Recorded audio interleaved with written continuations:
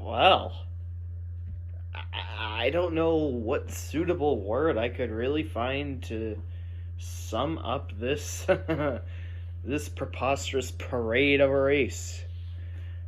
Like, yikes. There wasn't even one single person dominating the entire race for starters, which is what I find entertainment in racing to begin with, as long as if it's not the same person reading from the beginning to the end with no lead changes whatsoever, it's good. And this race pretty much summed up my expectations of said quality of racing too. And I'm actually quite pleased. The only time it was at all kind of boring as shit is when, of course, no one could catch up to Kyle Busch. Even Kyle Busch's teammate Denny Hamlin just gave up at one point. But of course, strangely enough, Jimmy Johnson of all people was the one catching up to Kyle Busch. You know, it's pretty bad when Jimmy Johnson of all people was catching up to Kyle Busch. When everyone just gives up right at the moment that Kyle Busch just starts winning the fucking race. One person I feel for definitely is Ryan Blaney, as he was leading a decent amount of laps.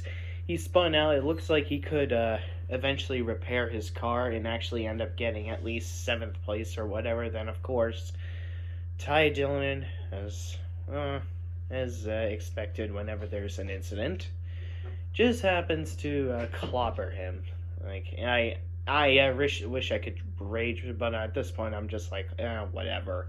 Not to mention, I'm not in the mood to hinder my voice worse than I already did when Kyle Busch blatantly dumped Chase Elliott, or when Jimmy Johnson failed inspection. More on Chase Elliott later.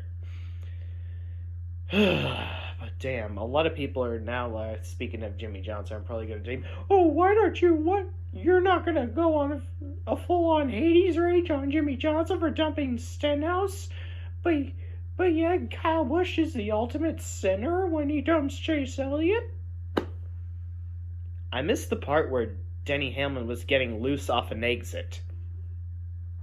I missed the part where Denny Hamlin had a faulty tire, like Matt Kenseth. Matt Kenseth got loose exiting a corner, which caused Ricky Stenhouse to have a gut reaction and slam on the brakes, which then caused Jimmy Johnson to hook his rear quarter panel and then send off into the inside wall, collecting a number of other cars. Jimmy Johnson did nothing wrong. There's a huge difference between a chain reaction to someone getting loose off an exit and just flat out dumping someone trying to fill a gap that is extremely impossible to fill in without dumping someone and ruining their day. Two completely different incidences. Jimmy Johnson did nothing wrong at all. It was a chain reaction to Matt Kenseth getting snappy loose off the exit. When he was entering the back straightaway, his car fishtailed. Ricky Stenhouse Jr. slowed it down so he wouldn't dump Matt Kenseth, and Jimmy Johnson, not seeing Matt Kenseth right in front of Ricky Stenhouse Jr., then calamity unfolds. So there you go. There's a difference. Too long didn't read, or too long didn't listen, whatever. Big difference between impossibly trying to fill a gap and a chain reaction. Completely different scenarios. So yeah. I'll say 21 lead changes was pretty good. Chase Elliott was pretty strong throughout the whole race, too. There were a lot of strong drivers out there. Denny Hamlin led a lot of laps. Brad Keselowski led hundreds of laps. Kyle Busch, Chase Elliott, Ryan Blaney. There were a lot of different leaders taking turns leading the race. A lot of competitors. And I'm quite pleased that Jimmy Johnson stayed up above the top 10 and even top 5 for most of the race, even by his today's standards. Maybe he's finally making a comeback. Sorry about that, ladies and gentlemen.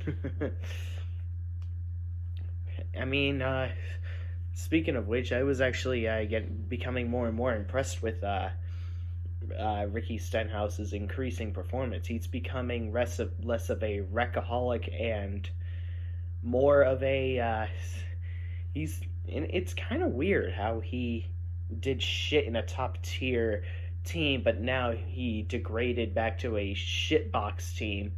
He seems to be getting much better. I mean, is there anything else to say beyond his top 5 performance at Charlotte? Is there really? Okay, then I'll say it. He didn't even need the help of pit stop cycles to even be in the top 10, which was mildly impressive in and of itself.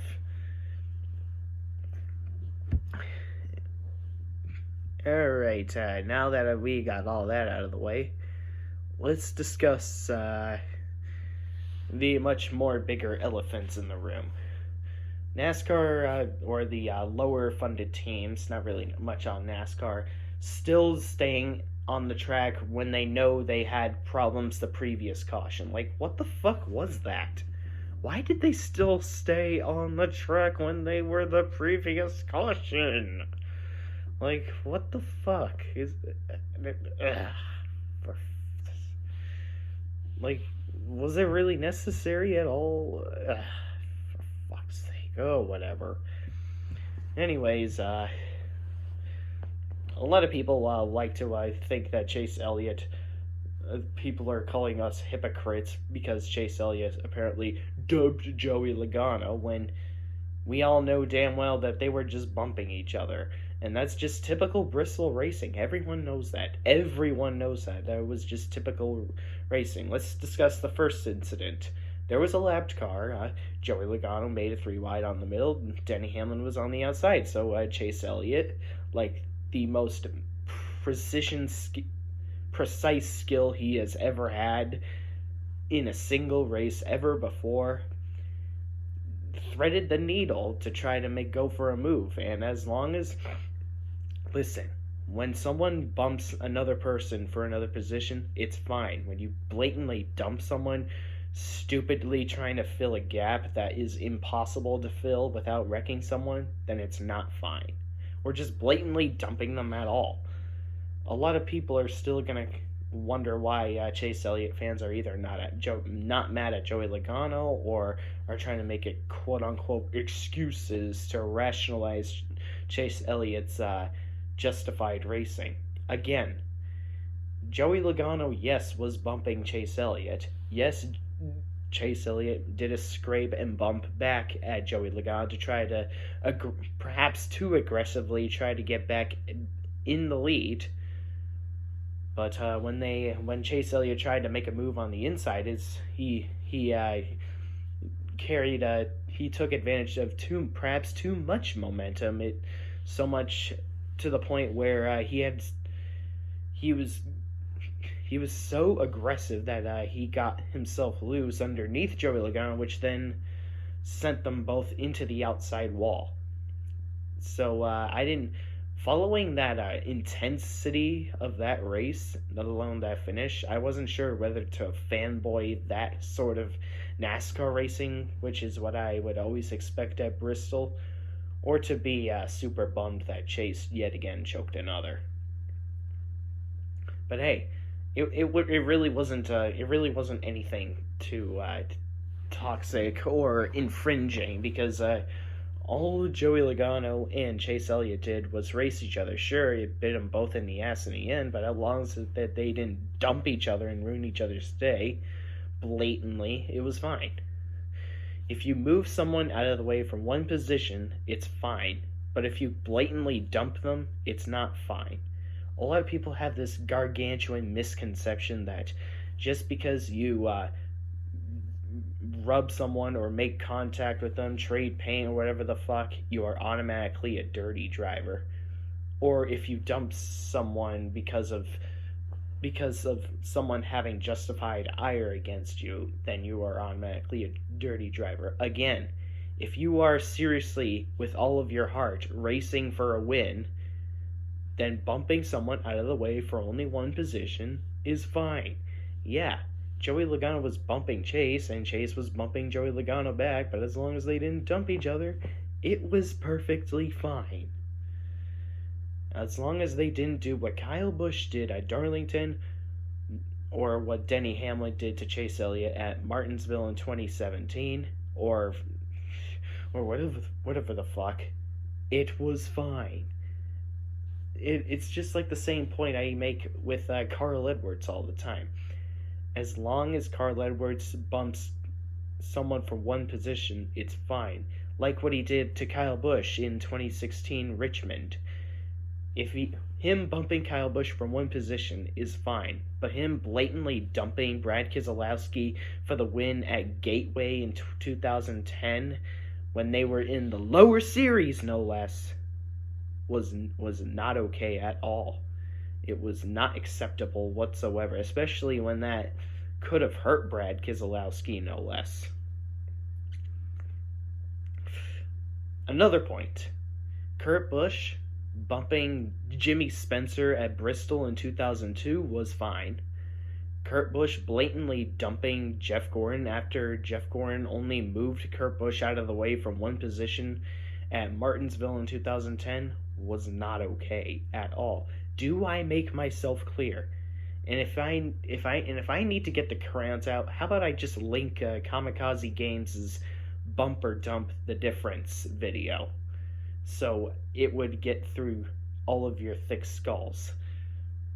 So yeah, to the Brad Keselowski fanboys and super fans, all of you can proudly take my salt. You can take my salt with pride. You can take my disappointment with pride. Because I'd rather have your driver, Brad Keselowski, win than Kyle Bitch, who tends to get everything served to him on a silver platter, mostly in the lower series, and Austin Dillon, to make matters even more frustrating. So yeah, better Brad than the other two said drivers.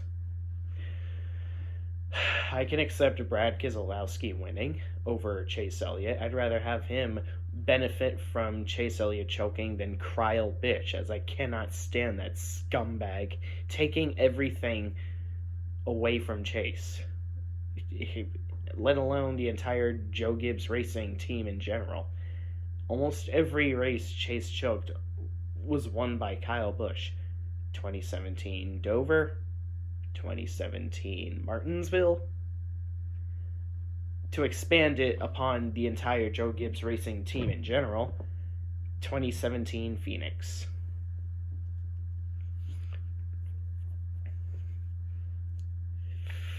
So yeah, that was actually a pretty good race. A lot of battles for the lead, and people actually went for the lead. Granted, yeah, sometimes people wasted too much time battling for second place. Chase Elliott and Jimmy, I'm looking at both of you. You're supposed to battle for the lead, not for second place. Especially when Jimmy Johnson, in particular, has yet to break his winless streak. So wasting time for second place is ridiculous, which is what really hurt the race for me at some points. The race sometimes here and there had too many cycles of 2 second leads from Kyle Busch and Denny Hamlin for 80 consecutive laps from each said driver, but it was at least able to redeem itself with that typical old-fashioned Bristol racing. Which is why I will give this race a 8.9 out of 10. Definitely the best race of the year so far. Too bad no one will be able to brag about them seeing that race in person. That's what we get for living under a pandemic era. Usually I always loved it when NASCAR fans bragged about seeing phenomenal race finishes or storybook races in general. But now no one's going to have the bragging right to say that they saw any race or any phenomenal finish in person at all as of late.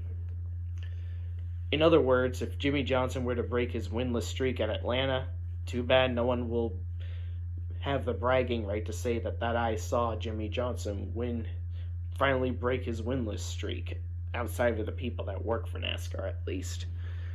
So yeah, that's all I have for this video. If we continue to have racing like this, then NASCAR is good. And it's almost as if the unlimited horsepower is what makes NASCAR great. And I would very much hope that this race would give NASCAR a wake-up call, thinking, yeah, you know what, the 1.5 mile tracks and 2 mile tracks are very weak, and the NASCAR fans are right.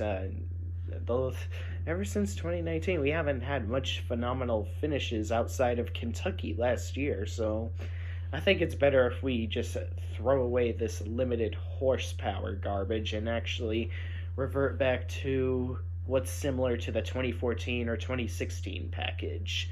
Then our revenue will skyrocket.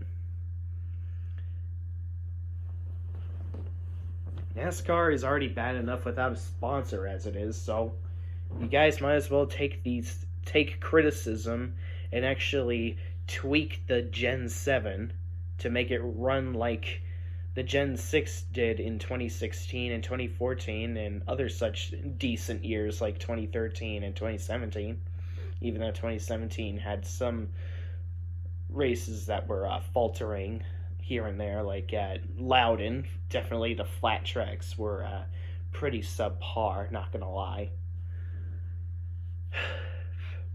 So yeah, as I said, the unlimited horsepower is what makes NASCAR fun to watch.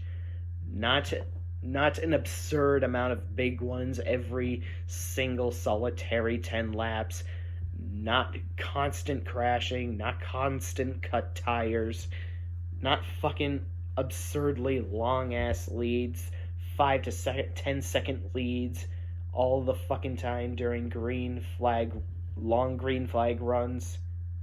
You get the picture. So NASCAR, use this package for the 1.5 mile tracks and 2 mile tracks and 2.5 mile tracks, and then you're good to go. Because this race was fucking badass. Probably one of the few exceptional races we'll get this year, but hey, who knows? It's still pretty decently early. 2020 is not as bad as I envisioned, but it's definitely not as good as I would hope.